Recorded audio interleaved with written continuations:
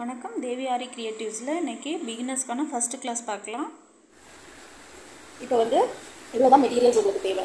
Basic class வந்து இந்த material stand தான். இது வந்து எத்தனை இன்ச் ஸ்டாண்டு அப்படின்னா 18 இன்ச். 18 inch stand. நீங்கள் ஃப்ரேம் கேட்கும்போது 18 இன்ச், அதுக்கேற்ற மாதிரி இதுவும் வாங்கிக்கணும். இப்போ 2 ஜாயினாக இருக்குது, கட் பண்ணிக்கலாம். இந்த மாதிரி தான் இருக்கும். ஃப்ரேம் பார்த்து வாங்குங்க. வாங்கும்போது இந்த இதெல்லாம் பார்த்து வாங்குங்க. அடுத்து இது வந்து நீடில் வந்து 14 நம்பர் 14 ஆர் 13 எது வேணாலும் போடலாம். பேசிக்கு த்ரெட் ஒர்க் தான் பண்ணுவோம். த்ரெட் ஒர்க் இந்த மாதிரி த்ரெட் ஒர்க்ஸ் தான் பண்ணுவோம். ஸோ அதுக்கு இந்த நீடிலே போதும். இந்த நீடில் எப்படின்னா இந்த மாதிரி கோல்டன் கலர் டிப் இருக்கும், அப்புறம் இந்த மாதிரி கொஞ்சம் தடியாக இருக்கும்.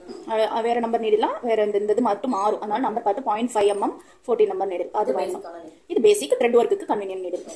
நீங்கள் ஃபியூச்சரில் நல்லா ட்ரெயின் ஆகிட்டீங்கன்னா ஜர்தோசி நீடில் த்ரெட் ஒர்க்கும் பண்ணலாம். அது வந்து எப்படின்னா நீங்கள் ஃபுல் ட்ரெயின்டு எந்த இதுலையும் பண்ணிடலாம் அப்படின்ட்டு.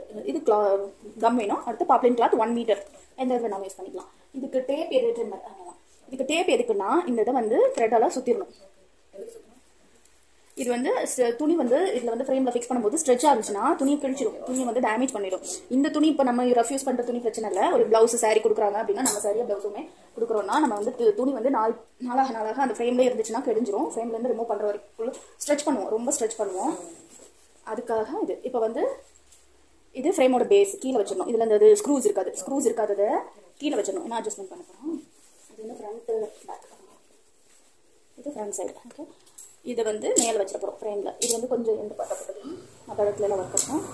உங்களுக்கு யூஸ் இப்படி மேலே ஃபிக்ஸ் பண்ணுவோம். ஃபிக்ஸ் பண்ணும்போது இதை லூசன் பண்ணிக்கலாம். இப்போ ஃபிக்ஸ் ஆகிடுச்சு. ஃபிக்ஸ் பண்ணதுக்கப்புறம் நல்லா டைட் பண்ணணும். டைட் பண்ணிவிட்டு நல்லா டைட் பண்ணி எங்கேயும் பிரியாமல் டைட் பண்ணிவிட்டு கிளாத்தை இப்படி ஸ்ட்ரெச் பண்ணுவோம்.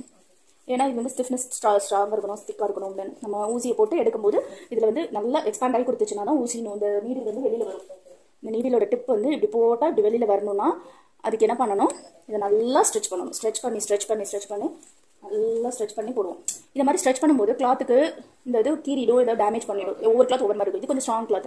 ப்ளவுஸ் பிட்டு இது மாதிரிலாம் சில்க் காட்டன்லாம் வரும்போது கிளாத் வந்து டேமேஜ் ஆகிறதுக்கு சான்ஸ் இருக்குது. ஸோ கிளாத் டேமேஜ் ஆகாமல் இருக்கணும், கிளாத் நல்லா இருக்கணுன்றதுக்காக நம்ம வந்து இந்த இதை ரோல் பண்ணணும். ஆக்சுவலாக ரோல் பண்ணுறதுக்கு இந்த கம் கொஞ்சம் யூஸ் பண்ணிக்கோங்க.